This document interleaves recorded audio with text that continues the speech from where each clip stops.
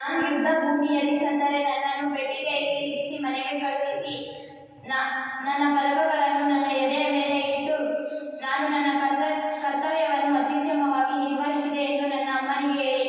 ನನ್ನ ಅಪ್ಪನಿಗೆ ಇನ್ನು ಚಿಂತಿಸಬೇಡ ಎಂದು ಹೇಳಿ. ಇನ್ನು ಮುಂದೆ ಅವರಿಗೆ ನನ್ನಿಂದ ಯಾವುದೇ ತೊಂದರೆ ಇರುವುದಿಲ್ಲ. ನನ್ನ ತಮ್ಮನಿಗೆ ಚೆನ್ನಾಗಿ ಓದಲು ಹೇಳಿ. ಇನ್ನು ಮುಂದೆ ನನ್ನ ಬೈಕಿನ ಕೀಲಿ ಅವನದೇ ಎಂದು ಹೇಳಿ. ನನ್ನ ತಂಗಿಗೆ ದುಃಖ ಪಡಬೇಡ ಎಂದು ಹೇಳಿ. ಅವರ ಅಣ್ಣ ಸೂರ್ಯಾಸ್ತದ ನಂತರ ದೀರ್ಘ ನಿದ್ರೆಗೆ ಜಾರಿದ್ದಾನೆಂದು ಹೇಳಿ.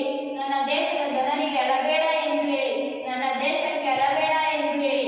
ನಾನು ಸಾಯಲೇ ಹುಟ್ಟಿದೆ ಸೈನಿಕ. ನಾನು ನನ್ನ ದೇಶಕ್ಕಾಗಿ ಪ್ರಾಣವನ್ನೇ ಅರ್ಪಿಸಿದ್ದೇನೆ.